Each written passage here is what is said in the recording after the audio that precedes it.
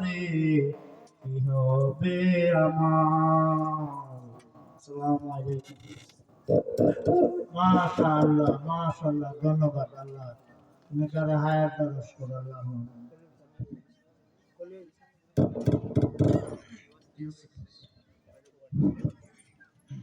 সম্মানিত এলাকাবাসী,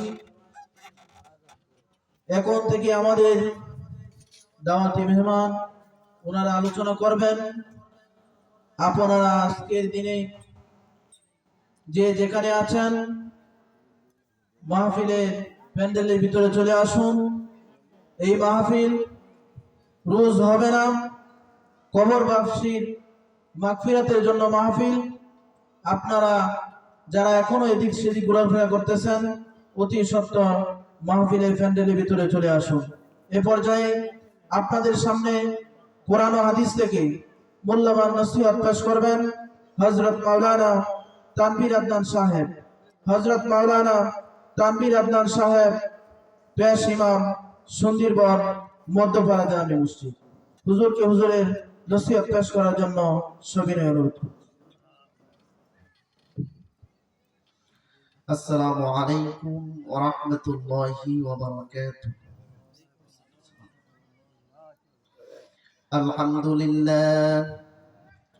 আলহামদুলিল্লাহ নাহমাদুহু ওয়া নাস্তাঈনুহু ওয়া নাস্তাগফিরুহু ওয়া নাউযু বিল্লাহি মিন শুরুরি আনফুসিনা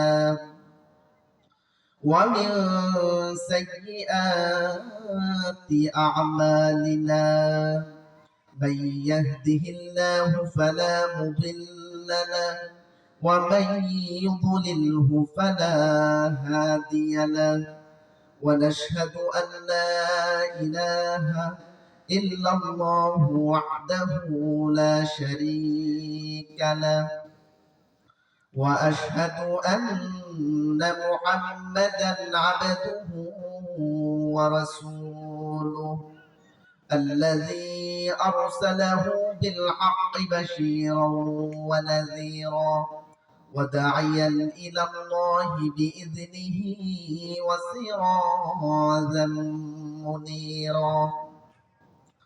فقد قال الله تعالى في كلامه المجيد وفرقانه الحميد: أعوذ بالله من الشيطان الرجيم. بسم الله الرحمن الرحيم. ألهاكم التكاثر حتى زرتم المقابر. صدق الله العظيم وصدق رسوله النبي الكريم ونحن على ذلك من الشاهدين. إن الله وملائكته يصلون على النبي يا أيها الذين آمنوا صلوا عليه وسلموا تسليما. اللهم صل على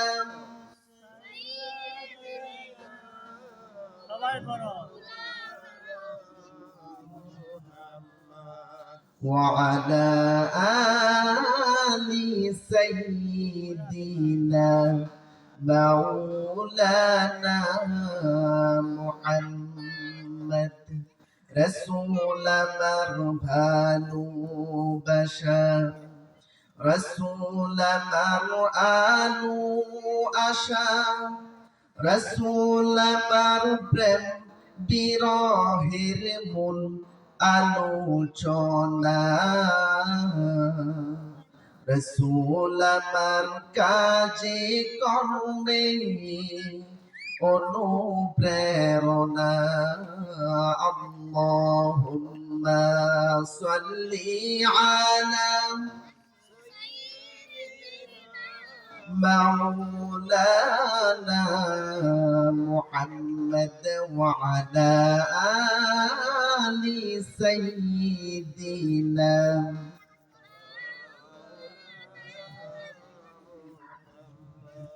ও মদিনার বুলবুলি কেমনে তোমায় রই ভুলি। দিন কাটে আর রাত কাটে কেমনে তোমার নাম ভুলি। আল্লাহুম্মা সাল্লি আলা مولانا محمد وعلى آل سيدنا.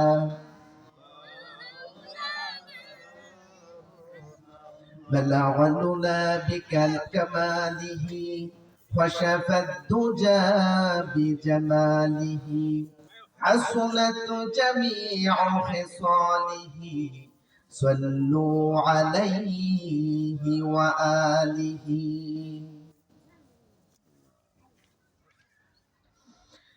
আলহামদুলিল্লাহ, সুন্দরবন কবরস্থান ফুরকানিয়া মাদ্রাসা ও এলাকাবাসীর উদ্যোগে নবম বার্ষিক ইসলামী মহাসম্মেলন আজকের এই আয়োজিত মাহফিলের সম্মানিত সভাপতি হযরত উলামায়ে কেরাম, তুলাবায়ে আইজম, উপস্থিত আছেন আমার মুরব্বিন আইজম, আরো উপস্থিত আছেন আমার সামনে আমার দিন দরদি মুসলমান ভাইয়েরা, পদ্মার আড়ালি মা এবং বোনেরা, সকলকে অন্তরের অন্তঃস্থল থেকে সকলকে জ্ঞাপন করছি মুবারক। শুকরিয়া আদায় করছি ওই মহান আল্লাহ যিনি আমাদেরকে আজকের এই পবিত্র জান্নাতের বাগানে আসার এবং বসার তৌফিক দান করেছেন। এই জন্য আমরা সকলেই দিল ভরে মহান আল্লাহ পাক রব্বুল আলামিনের নিয়ামতের শুকরিয়া আদায় করছি। সকলেই বলি আলহামদুলিল্লাহ। আমি আপনাদের সম্মুখে সূরা তাকাসুরের 2খানা আয়াত তেলাওয়াত করেছি। এই আয়াতকে সামনে রেখে কিছু কথা আমি আপনাদের সম্মুখে বলবো। ওয়া তাওফীক ইল্লা বিল্লাহ। আল্লাহ রাব্বুল আলামিন এই সূরা তাকাসুরের এই 2 আয়াতে বলতেছেন, আলহাকুমুত তাকাসুর হাত্তা যুরতুমুল মাকাবির। প্রাচুর্যের প্রতিযোগিতা তোমাদেরকে একেবারে মোহাচ্ছন্ন করে রেখেছি। এই মোহাচ্ছন্নতা, এই প্রাচুর্যের প্রতিযোগিতা ততক্ষণ পর্যন্ত বন্ধ হবে না, হাত্তা যুরতুমুল মাকাবির, যতক্ষণ না তোমরা কবরে উপনীত হও। পৃথিবীর এমন কোনো মানুষ নাই, সকল মানুষই চায় যে আমার পৃথিবীতে অনেক ধন সম্পদ থাকুক, আমার দুনিয়াতে অনেক প্রাচুর্যতার মালিক হয়ে আমি এটা এই কথা, হ্যাঁ, সকলেই চায় যে আমি দুনিয়াতে প্রাচুর্যের অধিকারী হই। সকল মানুষই এটা চায়। এজন্য এই আশা, এই চাওয়া, আকাঙ্ক্ষা মৃত্যু পর্যন্ত মানুষদের শেষ হবে না। মৃত্যু পর্যন্ত এই আশা আকাঙ্ক্ষা মানুষদের অন্তরে থাকবে। এজন্য রাসূল সাল্লাল্লাহু আলাইহি ওয়াসাল্লাম বলেছেন, আল্লাহ তাআলা যদি প্রত্যেক বনি আদমকে 2টা করে স্বর্ণের পাহাড় দিতেন, তারপরও বনি আদমদের পেট ভরতো না। 2টা করে যদি স্বর্ণের পাহাড় দেওয়া হতো, তারপরও বনি আদমদের পেট ভরতো না। তারা এই 2টা পাহাড় থেকে কেমনে 3টা পাহাড় বানানো যায় সেই কাজে তারা ব্যস্ত থাকত। এজন্য বনি আদমদের পেট ভরবে একমাত্র মাটি।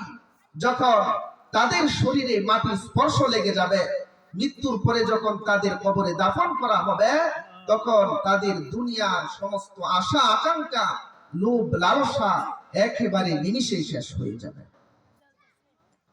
এজন্য আল্লাহ তাআলা এই সূরার মধ্যে এই সূরার মাধ্যমে আমাদেরকে অবগত করতেছেন, আমাদেরকে জানাচ্ছেন যে হে মানুষেরা, খবরদার দুনিয়ামুখী হইও না, পরকালমুখী হও। দুনিয়ার প্রতি মহব্বত অন্তরে রেখো না, কারণ দুনিয়ার প্রতি যদি মহব্বত অন্তরে রাখো তোমার আখিরাত বরবাদ হয়ে যাবে। মানুষ হলো দুই প্রকার, এক প্রকার মানুষ হলো দুনিয়ামুখী, আরেক প্রকার মানুষ হলো পরকালমুখী। পরকালমুখী মানুষ কারা? যারা মুমিন তারা হলো পরকালমুখী। তাদের জীবন লাইফ স্টাইল, তাদের জীবন চালন, হ্যাঁ সবকিছু জীবন যাপন সবকিছু আল্লাহ তাআলার নির্দেশিত পথে ব্যয় করে। তাদের সমস্ত জীবন যাপন আল্লাহ তাআলার হুকুম এবং নবী করিম সাল্লাল্লাহু আলাইহি ওয়াসাল্লামের তরিকা মোতাবেক জীবন গঠন করে তারা দুনিয়াতে জীবন যাপন করে। তারা হলো পরকালমুখী। আর দুনিয়ামুখী মানুষ কারা? যারা সেকুলারিস্ট, যারা নাস্তিক, বেঈমান, কাফের, মুশরিক, মুনাফিক, এইগুলো হলো দুনিয়ামুখী। তারা মনে করে যে দুনিয়াটাই আসল ঠিকানা, দুনিয়ার পরে আর কোনো জগৎ নাই, পরকাল বলতে কিচ্ছু নাই, কবরের পরে কবরে যখন রাখা হবে তখন মানুষের কি হবে না হবে এগুলো ভুল ধারণা, এগুলো বিশ্বাস করা যাবে না। যে তারা পরকাল বিশ্বাস করে না, তাদের আসল ঠিকানা কোথায়? দুনিয়াকে তারা বিশ্বাস করে। তাদেরকে লক্ষ্য করে আল্লাহ রাব্বুল আলামিন কুরআনুল কারীমে বলেন, আফাহাসিবতুম আন্নামা খালাকনাকুম আবাসান ওয়া আন্নাকুম ইলাইনা লা তুরজাউন। আল্লাহ রাব্বুল আলামিন বলেন, তোমরা কি ধারণা করেছো আমি তোমাদেরকে অনর্থক সৃষ্টি করেছি? যদি তোমরা এই ধারণা করে থাকো যে আমি তোমাদেরকে অনর্থক সৃষ্টি করেছি, তাহলে তোমরা চরম ভুল করতেছ। আমি তোমাদেরকে অনর্থক সৃষ্টি করি নাই। ওয়া আন্নাকুম ইলাইনা লা তুরজাউন, এবং তোমরা কি এটাও ধারণা করেছো যে মৃত্যুর পর তোমরা আমার দিকে ফিরে আসবে না, তোমরা একেবারে মাটি হয়ে ধ্বংস হয়ে যাবে? এই কথা ধারণা করেছো? যদি এই কথা ধারণা করে থাকো তাহলে তোমরা চরম ভুল করছো। দুনিয়াটাই শেষ ঠিকানা। সুবহানাল্লাহ। আল্লাহ রাব্বুল আলামিন অন্য আয়াতে বলেন, কাইফা তাকফুরুনা বিল্লাহি ওয়া কুনতুম আমওয়াতান ফাআহইয়াকুম সুম্মা ইউমীতুকুম সুম্মা ইউহয়ীকুম সুম্মা ইলাইহি তুরজাউন। আল্লাহ রাব্বুল আলামিন বলেন, কাইফা তাকফুরুনা বিল্লাহ, তোমরা কিভাবে আল্লাহ তাআলার নিয়ামতকে অস্বীকার করো, তোমরা কিভাবে আল্লাহ তাআলার সাথে কুফরি করো। ওয়া কুনতুম আমওয়াতা, তোমরা ছিলে অথচ তোমরা ছিলে নিষ্প্রদীপ, তোমাদের কোনো অস্তিত্ব ছিল না। এই অস্তিত্বহীন থেকে আমি আল্লাহ তোমাদেরকে অস্তিত্ব দান করেছি। সুবহানাল্লাহ। কেমনে আল্লাহ তাআলা আমাদেরকে দয়া করে, কেমনে আল্লাহ তাআলা আমাদেরকে দয়া করে মায়া করে সৃষ্টি করেছেন, আপনি যদি কোরআন এবং হাদিসের দিকে তাকান আপনি অবাক হয়ে যাবেন। আমাদেরকে আল্লাহ তাআলা কেমনে সৃষ্টি করলেন এর দৃষ্টান্ত আল্লাহ রাব্বুল আলামিন কোরআনুল কারীমে বলে দিয়েছেন, وَلَقَدْ خَلَقْنَا الْإِنسَانَ مِنْ سُلَالَةٍ مِنْ طِينٍ। আল্লাহ রাব্বুল আলামিন বলেন, আমি মানুষকে সৃষ্টি করেছি মাটির সারাংশ থেকে। আমি মানুষকে সৃষ্টি করেছি মাটির সারাংশ থেকে, মাটির উপাদান থেকে। আবার আল্লাহ তাআলা অন্য আয়াতে বলতেছেন, খলাকাল ইনসানা মিন আলাক, আমি মানুষকে সৃষ্টি করেছি জমাটবদ্ধ রক্ত থেকে।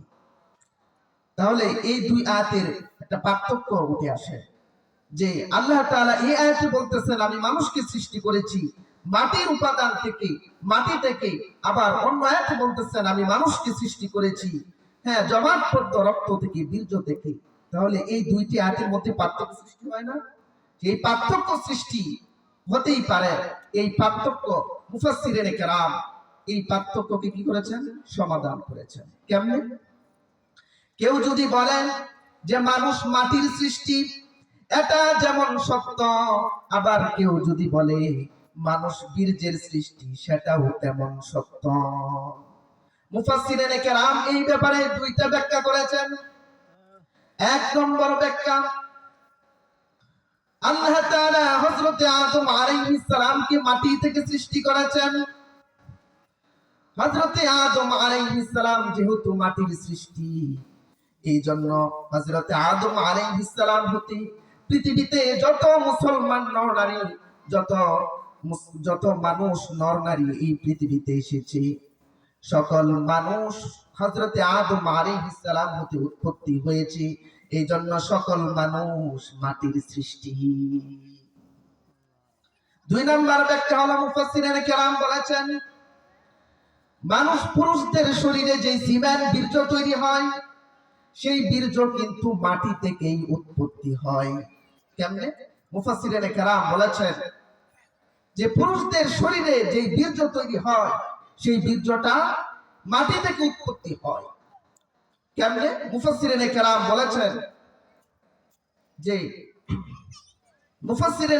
বলেছেন যে আমরা যেই খাবারগুলো খাই, মানুষেরা যেই খাবারগুলো খায়, সেই খাবারগুলো মাটি থেকে উৎপত্তি হয়। মাটি থেকে উৎপত্তি হওয়া খাবারগুলো যখন আমরা খাই, তখন আমাদের শরীরে রক্ত হয়, চর্বি হয়, গোশত হয়। পুরুষদের শরীরে এক প্রকার সিমেন বীর্য তৈরি হয়। এই বীর্যের মাধ্যমে আল্লাহ রাব্বুল আলামিন পৃথিবীতে অসংখ্য নর ও নারী সৃষ্টি করেন। তাহলে মুফাসসিরিনে কেরাম বলেছেন যে কেউ যদি বলে মানুষ মাটির সৃষ্টি, এটা যেমন সত্য, আবার কেউ যদি বলে মানুষ বীর্যের সৃষ্টি, সেটাও তেমন সত্য। আমরা এই দুই ব্যাখ্যার মাধ্যমে বুঝতে পারি। তো আল্লাহ বলতেছেন, ওয়ালাকাদ খালাকনাল ইনসানা মিন সুলালাতিন মিন তিন, আমি মানুষকে সৃষ্টি করেছি মাটির সারাংশ থেকে। তারপরের আয়াতে আল্লাহ রাব্বুল আলামিন বলেন, সুম্মা জাআলনাহু নুতফাতান ফি করারিন মাকিন। তারপর আমি আল্লাহ এই মাটির সারাংশটাকে শুক্রাণু রূপে আমি আল্লাহ এক সংরক্ষিত জায়গায়, এক নিরাপত্তা জায়গায় রেখে দিয়েছি। সেই নিরাপত্তা জায়গাটা কোন জায়গা? আল্লাহ বলেন সেই জায়গাটা হলো তোমাদের মাতৃগর্ভ। সুবহানাল্লাহ। আল্লাহ রাব্বুল আলামিন পরের আয়াতে বলেন, সুম্মা খালাকনান নুতফাতা আলাকাতান فخلقنا العلقة مضغة فخلقنا المضغة عظاما فكسونا العظام لحما ثم أنشأناه خلقا آخر فتبارك الله أحسن الخالقين। আল্লাহ রাব্বুল আলামিন বলেন, এই যে আমি আল্লাহ তোমাদের মাতৃগর্ভে তোমাদেরকে শুক্রাণু রূপে রেখে দিয়েছিলাম, এই শুক্রাণুটাকে আমি আল্লাহ তোমাদের মাতৃগর্ভে রক্ত রূপে পরিণত করেছি। তারপর আমি আল্লাহ এই রক্তটাকে গোশত রূপে পরিণত করেছি। তারপর আমি আল্লাহ রাব্বুল আলামিন এই গোশত থেকে তোমাদের আকার আকৃতি গঠন সৃষ্টি করেছি। তারপর আমি আল্লাহ এই আকার আকৃতি গঠনের মধ্যে গোশত দ্বারা বরাত করে আমি আল্লাহ তোমাদেরকে পরিপূর্ণ মানুষ রূপে সৃষ্টি করেছি। সুবহানাল্লাহ।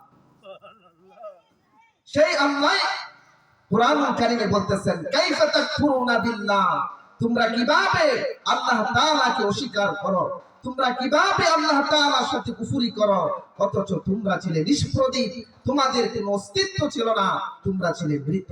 এই মৃতটাকে আমি আল্লাহ রাব্বুল আলামিন তোমাদেরকে জীবিত করেছি। সুবহানাল্লাহ। সুম্মা ইউমীতুকুম, তোমাদেরকে জীবিত করেছি, তারপর আমি আল্লাহ রাব্বুল আলামিন তোমাদেরকে আবারও মৃত্যু দিব। দুনিয়ার জীবনে তোমাদেরকে আমি আবারও মৃত্যু দিব। সুম্মা ইউহয়ীকুম, তারপর আমি আল্লাহ রাব্বুল আলামিন হাসরের ময়দানে তোমাদেরকে জীবিত করব।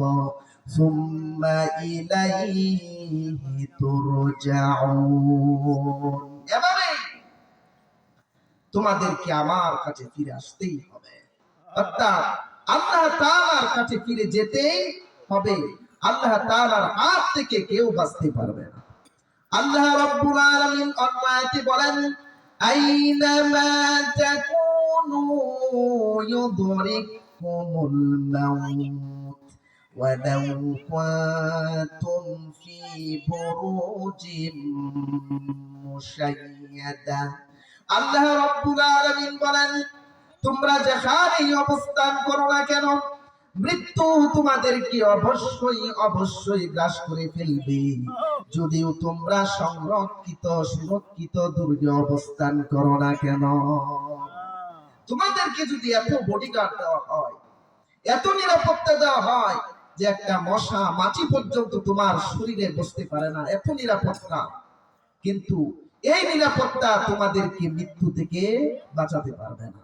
অবশ্যই যখন সময় হয়ে যাবে, তখন আল্লাহর পক্ষ থেকে মালাকুল মউত এসে তোমার রূহ কবজ করে নিয়ে চলে যাবে। এজন্য মৃত্যু থেকে কেউই রেহাই পাবে না। এজন্য আল্লাহ বলতেছেন, আলহাকুমুত তাকাসুর হাত্তা যুরতুমুল মাকাবির, সাবধান, এই প্রাচুর্যের প্রতিযোগিতা করো না, এই দুনিয়ার প্রতিযোগী মধ্যে ব্যস্ত হয়েও না, তোমরা পরকালমুখী হও, দুনিয়ামুখী হয়েও না। হ্যাঁ, এজন্য আমাদের কি হতে হবে? দুনিয়ামুখী না পরকালমুখী? পরকালমুখী হতে হবে। কারণ দুনিয়ার ব্যাপারে রাসূল সাল্লাল্লাহু আলাইহি ওয়াসাল্লাম সরাসরি নিন্দা প্রকাশ করেছেন। আল্লাহ তাআলা কুরআনুল কারীমে দুনিয়ার ব্যাপারে সরাসরি নিন্দা প্রকাশ করেছেন। আল্লাহ রাব্বুল আলামিন কুরআনুল কারীমে বলেন, ওয়ামাল হায়াতুদ দুনিয়া ইল্লা মাতাউল গুরুর। আল্লাহ রাব্বুল আলামিন বলেন, অবশ্যই অবশ্যই পার্থিব জীবন ধোঁকা ছাড়া আর কিছুই নহে। দুনিয়ার জীবনটা হলো আপনার আমার জন্য ধোঁকা। এই দুনিয়ার জীবনের পিছনে পড়বেন, দুনিয়ার প্রতি লোভ লালসা রাখবেন, দুনিয়ার প্রতি মহব্বত মায়া মহব্বত রাখবেন, তো আপনি দিন দিন ধোঁকায় পড়বেন। রাসূল সাল্লাল্লাহু আলাইহি ওয়াসাল্লাম দুনিয়ার ব্যাপারে বলেছেন, রাসূল সাল্লাল্লাহু আলাইহি ওয়াসাল্লাম বলেছেন, যে ব্যক্তি দুনিয়াকে মহব্বত করলো তার আখিরাত ধ্বংস হয়ে গেল, আর যে আখিরাতকে মহব্বত করলো তার দুনিয়া ধ্বংস হয়ে গেল। সুতরাং তোমরা ক্ষণস্থায়ী জীবনের চেয়ে চিরস্থায়ী জীবনকে মহামূল্যবান মনে করো। দুনিয়ার জীবনটা হলো ক্ষণস্থায়ী। এই দুনিয়া একদিন ছিল না, এখন আছে, আবার থাকবে না। কিয়ামতের মাধ্যমে আল্লাহ তাআলা দুনিয়াকে একেবারে চূর্ণ বিচূর্ণ করে দিবেন, ধ্বংস করে দিবেন। এই দুনিয়া থাকবে না, কিন্তু আখিরাত চিরস্থায়ী। এই আখিরাতকে আল্লাহ তাআলা চিরস্থায়ী রাখবেন। এই আখিরাতের কোনো কি হবে না, শেষ হবে না। এজন্য রাসূল সাল্লাল্লাহু আলাইহি ওয়াসাল্লাম বলেছেন যে তোমরা দুনিয়ামুখী হও না, ক্ষণস্থায়ী জীবনের ধোঁকায় পড়ো না, তোমরা চিরস্থায়ী পরকালের মুখী হও। সুবহানাল্লাহ। আল্লাহ রাসূল সাল্লাল্লাহু আলাইহি ওয়াসাল্লাম বলেছেন, আদ-দুনিয়া সিজনুল মুমিন ওয়া জান্নাতু কাফির। দুনিয়া হলো মুমিনদের জন্য জেলখানা, আর কাফিরদের জন্য বেহেশত। দুনিয়া হলো মুমিনদের জন্য জেলখানা, মুমিনরা যা ইচ্ছা তাই করতে পারবে না। মুমিনদের জীবন চলবে আল্লাহ তাআলার হুকুম মোতাবেক, রাসূল সাল্লাল্লাহু আলাইহি ওয়াসাল্লামের সুন্নাহ মোতাবেক। আর কাফিরদের কোনো কি নাই, তাদের ইচ্ছা মতো তারা দুনিয়াতে চলতে থাকে, তাদের জন্য কোনো বিধিবিধান নাই, তারা যা ইচ্ছা তাই দেদারসে করছে, তারা ইসলামও মানে না, আল্লাহর হুকুম নবীর তরিকা মানে না। এজন্য তারা দেদারসে ইচ্ছা মতো দুনিয়াতে জীবন যাপন করতেছে। আল্লাহ তাআলা বলেছেন, খবরদার কাফেরদের বিলাসিতা দেখে, কাফেরদের বিলাসিতা দেখে নিজেকে নিয়ে আফসোস করো না যে কাফেরদের এত ধন সম্পদ। আমরা সবসময় আল্লাহর ইবাদত করি, আমরা সবসময় আল্লাহর জিকির করি, আল্লাহর হুকুম আহকাম মানি, অথচ আমরা একেবারে দারিদ্র। আর কাফেররা আল্লাহর হুকুম মানে না, কাফেররা আল্লাহ তাআলার কোন হুকুম আহকাম মানে না, কোন ইবাদত বন্দেগী জিকির আজকার করে না। কিন্তু তারপরও এই কাফেরদের এত ধন সম্পদ, এত বিলাসিতার জীবন কেন? এর কারণ হলো আল্লাহর রাসূল সাল্লাল্লাহু আলাইহি ওয়াসাল্লাম বলেছেন, আল্লাহ তাআলা দুনিয়াকে কাফেরদের জন্য বেহেশত বানায়া দিয়েছেন। আল্লাহ বলতেছেন, হে কাফেররা, দুনিয়াতে যা ইচ্ছা খাও, যা ইচ্ছা করতে পারো, কিন্তু আমার হুকুম মানো নাই, আখিরাতে তোমাদের কোনো অংশ থাকবে না। তোমরা আখিরাতের নিয়ামত হতে তোমরা চিরতরে বঞ্চিত হবে, এবং আখিরাতে তোমাদের জন্য রয়েছে চিরস্থায়ী আযাব। নাউযুবিল্লাহ। এজন্য কাফেরদের বিলাসিতা দেখে আমরা মুমিনরা যেন আফসোস না করি, কারণ দুনিয়ার মূল্য, দুনিয়ার মাছির দানা পরিমাণ মূল্য আল্লাহ তাআলার কাছে নাই। রাসূল সাল্লাল্লাহু আলাইহি ওয়াসাল্লাম বলেছেন, রাসূল সাল্লাল্লাহু আলাইহি ওয়াসাল্লাম বলেছেন, আল্লাহ তাআলার কাছে যদি দুনিয়ার মূল্য একটা মাছির দানা পরিমাণ হতো, তাহলে কোন কাফের মুশরিক বেঈমানদেরকে এক ডুব পানিও পান করাইতেন না। দুনিয়ার মূল্যটা যদি আল্লাহ তাআলার কাছে মাছির দানা পরিমাণ হতো, তাহলে আল্লাহ রাব্বুল আলামিন কোন কাফের মুশরিক বেঈমানদেরকে এক ডুব পানিও পান করাইতেন না। রাসূল সাল্লাল্লাহু আলাইহি ওয়াসাল্লাম আরো বলেছেন, হুব্বুদ দুনিয়া রাসু কুল্লি খাতিআহ, দুনিয়ার মহব্বত সকল গুনাহের মূল। দুনিয়াই হলো সকল গুনাহের মূল, কারণ দুনিয়ার মহব্বতের কারণে মানুষ আল্লাহর নাফরমানি করে। আল্লাহর নাফরমানি কেন করে? এই দুনিয়া মহব্বতের কারণে। দুনিয়াতে ধন সম্পদের মালিক হবে, হ্যাঁ, দুনিয়াতে সুখে থাকবার জন্য, সারা জীবন সুখে থাকবার জন্য, যে দুনিয়াতে আমি প্রাচুর্যের অধিকারী হব, ধন সম্পদ কামাই রুজি করব, এর দুঃখায় তারা কি করে? আল্লাহর নাফরমানি করে। তারা আল্লাহর নাফরমানি করতে দ্বিধাবোধ করে না। এজন্য রাসূল সাল্লাল্লাহু আলাইহি ওয়াসাল্লাম বলেছেন, হুব্বুদ দুনিয়া রাসু কুল্লি খাতিআহ, দুনিয়া হলো সকল গুনাহের মূল। এই দুনিয়ার মহব্বতের কারণেই মানুষ আল্লাহর শরণ থেকে গাফেল হয়, আল্লাহর নাফরমানি করতে বাধ্য হয়। এজন্য আমাদের কি হতে হবে? আখিরাতমুখী হতে হবে, দুনিয়ামুখী হওয়া যাবে না। কারণ দুনিয়ামুখীর ব্যাপারে আল্লাহ তাআলা সূরা তাকাসুরের মধ্যেই বলেছেন, কাল্লা সাউফা তা'লামুনা সুম্মা কাল্লা সাউফা তা'লামুন। এই যে দুনিয়ার পিছনে ঘুরতেছ, এই দুনিয়ার পিছনে ঘোরাটা এটা কখনো উচিত নয়। শীঘ্রই তোমরা এটা জানতে পারবে, শীঘ্রই এর পরিণাম তোমরা জানতে পারবে, দুনিয়ার পিছনে ঘুরঘুর করার কি পরিণাম। কাল্লা লাউ তা'লামুনা ইলমাল ইয়াকিন, তোমরা যদি প্রকৃত জ্ঞানী হতে, তাহলে তোমরা কখনো দুনিয়ার পিছনে ঘুরঘুর করতে না। তোমরা যদি প্রকৃত জ্ঞানী হতে, তাহলে তোমরা কখনো দুনিয়ামুখী হতে না, তোমরা অবশ্যই আখিরাতমুখী হতে। সুবহানাল্লাহ। তারপরে আল্লাহ বলেন, লা তারাউন্নাল জাহিম, এই যে দুনিয়ার পিছনে ঘুরতেছ, অবশ্যই তোমরা এই দুনিয়ার পিছনে ঘোরার পরিণাম হিসেবে তোমরা জাহান্নামের শাস্তি ভোগ করবে। লাতারাউন্নাল জাহিম, তোমরা অবশ্যই জাহান্নাম দেখবে। সুম্মা লাতারাউন্নাহা আইনাল ইয়াকিন, এই জাহান্নাম তোমরা নিজ চোখে দেখবে। নাউজুবিল্লাহ। আমরা কোরআন হাদিস যদি আমরা খুলি, কোরআন হাদিসের দিকে যদি আমরা তাকাই, জাহান্নামের বর্ণনা শুনলে আমাদের গা শিউরে ওঠে। এই জাহান্নাম যখন আমরা একেবারে বাস্তবে দেখব, তখন আমাদের কি অবস্থা হবে? একটু অনুমান করছেন? একটু চিন্তা করছেন? কি পরিণাম আমাদের হবে, কি অবস্থা আমাদের? জাহান্নামের আযাব এত ভয়ঙ্কর, হাদিসের মধ্যে আসছে রাসূল আকরাম সাল্লাল্লাহু আলাইহি ওয়াসাল্লাম বলেছেন, জাহান্নামে সবচেয়ে কম শাস্তি কেমন হবে? রাসূল সাল্লাল্লাহু আলাইহি ওয়াসাল্লাম বলেছেন, আল্লাহ তাআলা যাকে জাহান্নামের সবচেয়ে কম শাস্তি দিবেন, তার পায়ে দুটি আগুনের জুতা পরিয়ে দেওয়া হবে। দুটি আগুনের জুতার তাপে তার মস্তিষ্ক টকবক করতে থাকবে।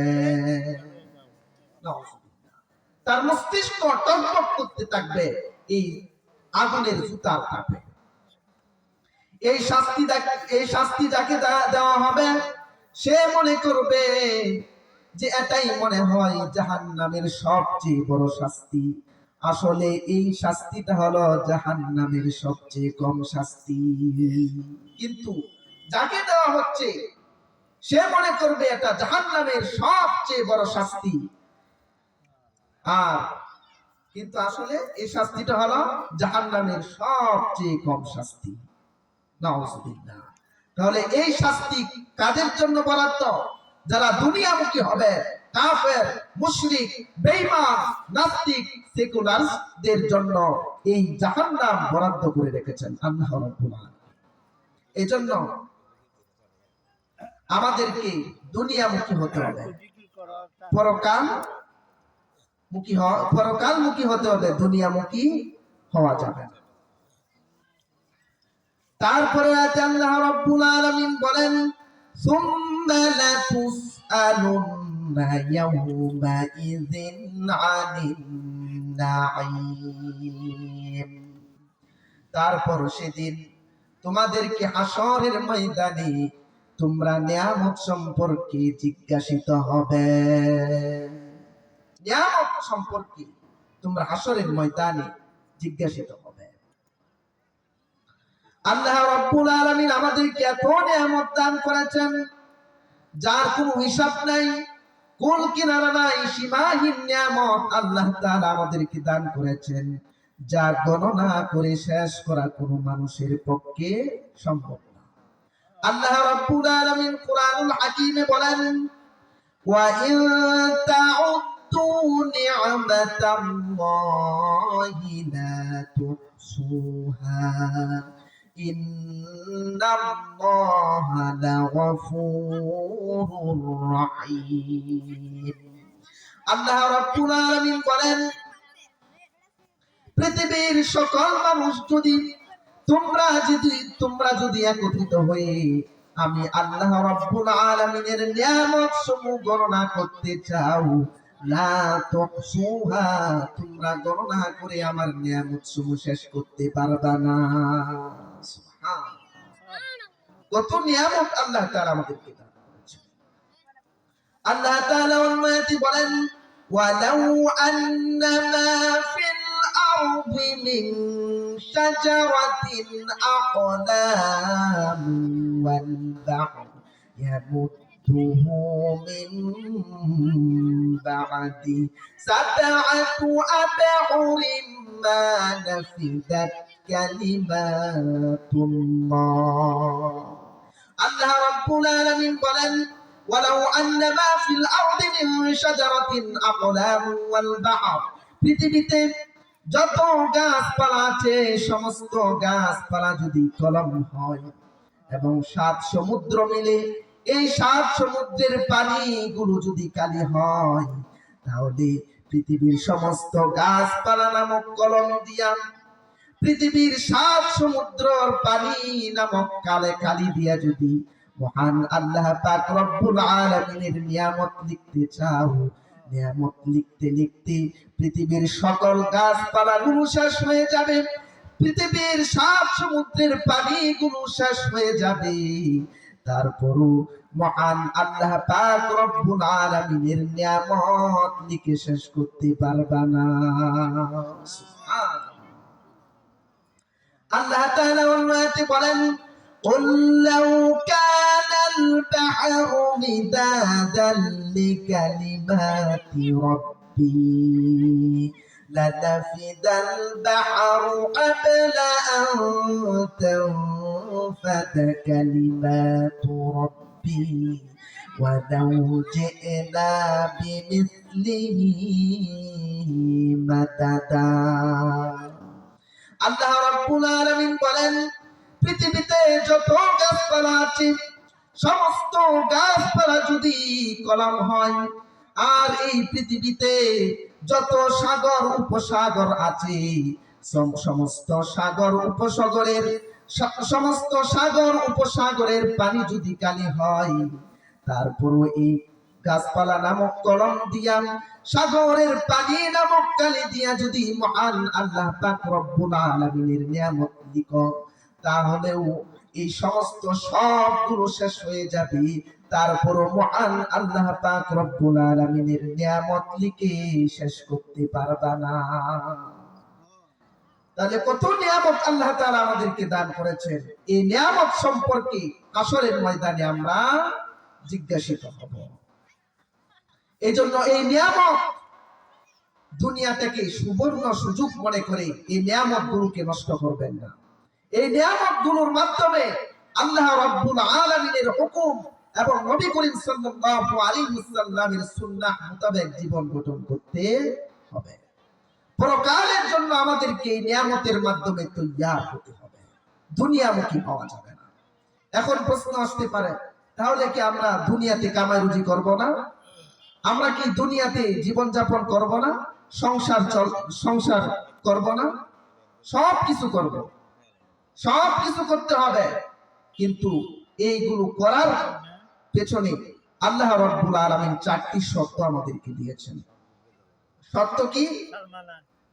আল্লাহ রাব্বুল আলামিন কোরআনুল কারীমে বলেন, ইয়া আইয়ুহান নাসু কুলু মিম্মা ফিল আরদি হালালান তাইয়্যিবান ওয়া লা তাত্তাবিউ খুতুওয়াতিশ শাইতান ইন্নাহু লাকুম আদুউম মুবিন। আল্লাহ রাব্বুল আলামিন বলেন, হে মানুষেরা, তোমাদেরকে আমি যেই বস্তুগুলো তোমাদেরকে আমি পবিত্র করে দিয়েছি, সেই পবিত্র বস্তুর মধ্যে হতে তোমরা আহার করো, তোমরা পবিত্র বস্তুগুলো খাও, হারাম গুলো খেও না। এজন্য এই আয়াত থেকে আমরা শিক্ষা পেলাম যে 1 নাম্বার হলো হালাল ভাবে দুনিয়াতে জীবন যাপন করতে হবে, হালাল ভাবে যত ইচ্ছা দুনিয়াতে ধন সম্পদ কামাও, ইসলাম বাধা দেয় না, জান্নাতে যেতে 1 সেকেন্ড দেরি হবে না। হ্যাঁ, যেন হালাল ভাবে শুধু বাংলাদেশ নয়, সারা পৃথিবী কামাই করো, ইসলাম আপনাকে বাধা দিবে না। আল্লাহ তাআলা অন্য আয়াতে বলেন, রিজালুন লা তুলহিহিম তিজারাতুন ওয়ালা বাইউন আন যিকরিল্লাহ ওয়া ইকামিস সালাতি ওয়া ইতাইজ যাকাহ ওয়া ইয়াখাফুনা ইয়াওমান তাতাকাল্লাবু ফীহিল কুলুবু ওয়াল আবসার। আল্লাহ রাব্বুল আলামিন বলেন, আমার এমন অনেক বান্দা আছে যাদেরকে তাদের ব্যবসা বাণিজ্য চাকরি বাকরি আমি আল্লাহর স্মরণ হতে গাফেল করতে পারে না। ওয়া ইকামিস সালাহ ওয়া ইতাইজ যাকাত, এবং তারা যথাযথ সময়ে নামাজ আদায় করে এবং যথাসময়ে যাকাত প্রদান করে। ওয়ায়াখাফুনা ইয়াওমান তাতাকাল্লাবু ফীহিল কুলুব ওয়াল আবসার, এবং তারা ওই দিনকে ভয় করে যেই দিনের অবস্থা দেখে মানুষের অন্তর এবং চক্ষুগুলো উল্টে যাবে, অর্থাৎ তারা পরকালকে ভয় করে। সুবহানাল্লাহ। তাহলে এই আয়াত থেকে আমরা তিনটা সত্য পেলাম। এক নাম্বার, দুনিয়ার সাথে সম্পর্ক রাখতে হবে আল্লাহর জিকিরের সাথে। কামাও ধন সম্পদ, ইসলাম বাধা দেয় না। এক নাম্বারে কামাই রুজি করতে হবে, ধন সম্পদ কামাই রুজি করতে হবে, দুনিয়ার সাথে সম্পর্ক রাখতে হবে হালাল ভাবে। দুই নাম্বার, আল্লাহর জিকিরের সাথে। আল্লাহর জিকির থেকে গাফিল হওয়া যাবে না, কারণ আল্লাহ রাব্বুল আলামিন অন্য আয়াতে বলতেছেন, ইয়া আইয়ুহাল্লাযীনা আমানু লা তুলহিকুম আমওয়ালুকুম ওয়ালা আওলাদুকুম আন যিকরিল্লাহ ওয়া মান ইয়াফআল যালিকা ফাউলাইকা হুমুল খাসিরুন ইলা আখিরিল আয়াত। আল্লাহ রাব্বুল আলামিন বলেন, হে ঈমানদারগণ, হে মুমিনরা, লা তুলহিকুম আমওয়ালুকুম ওয়ালা আওলাদুকুম আন যিকরিল্লাহ, তোমাদেরকে যেন তোমাদের ধন সম্পদ সন্তান সন্ততি আল্লাহর স্মরণ হতে গাফেল না করে। ধন সম্পদ এবং সন্তান সন্ততিদের কারণে তোমরা আল্লাহর স্মরণ থেকে গাফেল হইও না। যদি তোমরা যদি তোমরা এই ধন সম্পদ সন্তান সন্ততির কারণে যদি তোমরা আল্লাহর স্মরণ থেকে গাফেল হয়ে যাও, জেনে রাখো ফাউলাইকা হুমুল খাসিরুন, তাহলে তোমরা মারাত্মকভাবে ক্ষতিগ্রস্ত হয়ে পড়বে। দুনিয়াতেও ক্ষতিগ্রস্ত হবে, হাসরের ময়দানেও ক্ষতিগ্রস্ত হয়ে যাবে। আপনি একটু চিন্তা করেন, সাধারণত মানুষ এই ধন সম্পদ সন্তান সন্ততির কারণে আল্লাহর স্মরণ থেকে গাফেল হয়। এগুলোর কারণেই মানুষ আল্লাহর স্মরণ থেকে গাফেল হয়, আল্লাহর নাফরমানি করতে বাধ্য হয়। আপনি যে আপনার এই ধন সম্পদ কামাইয়ের জন্য স্ত্রী সন্তানদেরকে, পরিবারদেরকে বিলাসিতার জীবন উপহার দেওয়ার জন্য এই যে মাথার ঘাম পায়ে ফেলতেছেন, এত কষ্ট করতেছেন, কামাই রুজি করতেছেন, আপনি একটু চিন্তা করেন হাসরের ময়দানে এই আপনার এই পরিবারের পিছনে এত যে মেহনত করতেছেন, এই পরিবার পরিজন আপনার কোনো কাজে আসবে কিনা একটু চিন্তা করেন। এজন্য আমি এটা বলতেছি না যে আপনি পরিবারের খোঁজ খবর নেবেন না, অবশ্যই নেবেন। কারণ পরিবারের ভরণ পোষণ দেওয়া, স্ত্রীর ভরণ পোষণ দেওয়া, পিতামাতার ভরণ পোষণ দেওয়া এটা আপনার দায়িত্ব, এটা ফরজ ইবাদত, এটা আপনাকে অবশ্যই করতে হবে। কিন্তু একটা চিন্তা করেন যে আপনি যে আখিরাত নষ্ট করে, হ্যাঁ, আল্লাহর স্মরণ থেকে গাফেল হয়ে, নামাজ বাদ দিয়ে, আল্লাহর হুকুম আহকাম বাদ দিয়ে যে আপনি পরিবার পরিজনদের জন্য এত কিছু করতেছেন, সেই স্ত্রী সন্তান সেই পরিবার হাসরের ময়দানে আপনার কোনো কাজে আসিবে? হাসরের ময়দান তো দূরের কথা, মৃত্যুর সময়ও আপনার কোনো কাজে আসবে না। তারা যখন শুনবে আপনি মারা গেছেন, আপনার মারা যাওয়াতে দুঃখ পাবে, তারা কষ্ট পাবে, কান্না করবে, কিন্তু কেউ বলবে না যে এই লোকটা আমাদের জন্য এত কিছু করছে, এই লোকটা কয়েকদিন আমাদের মাঝে থাকুক, আমাদের মাঝে কয়েকদিন থাকুক না, লোকটা এত কষ্ট করছে আমাদের জন্য, লোকটা কয়েকদিন থাকুক, তারপর আমরা দাফন করি।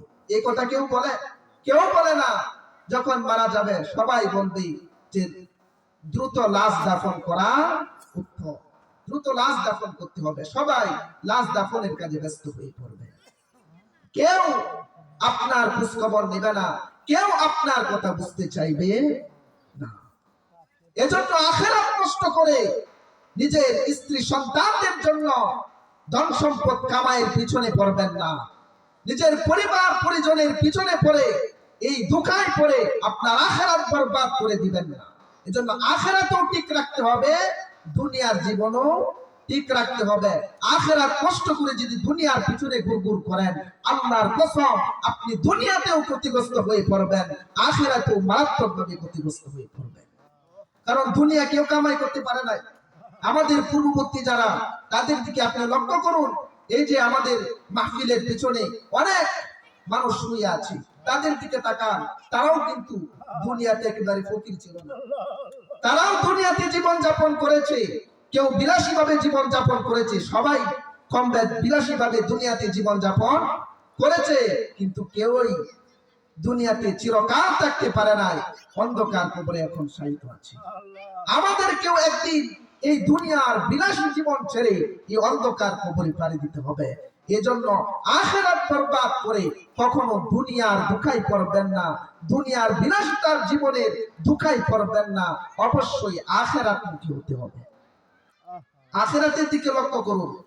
দুনিয়ার এই মরিচিকার পিছনে ছুটবেন না। তো আল্লাহ তাআলা বলতেছেন, দুনিয়াতে চলবা, দুনিয়াতে কামাই রুজি করবা, করো। ইসলাম আপনাকে বাধা দেয় না। ইসলাম বলে করো, হালাল ভাবে করো, আল্লাহর জিকিরের সাথে করো। সুবহানাল্লাহ।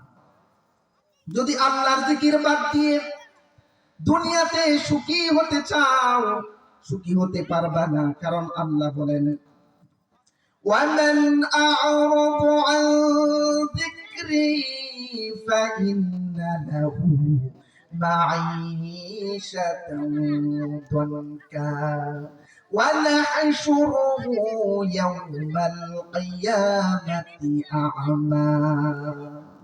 আল্লাহ রাব্বুল আলামিন বলেন, যে ব্যক্তি আমার জিকির, আমি আল্লাহর শরণ হতে, আমি আল্লাহর নসিহত থেকে মুখ ফিরিয়ে নিবে, তার দুনিয়ার জীবন তো সংকীর্ণ হবে।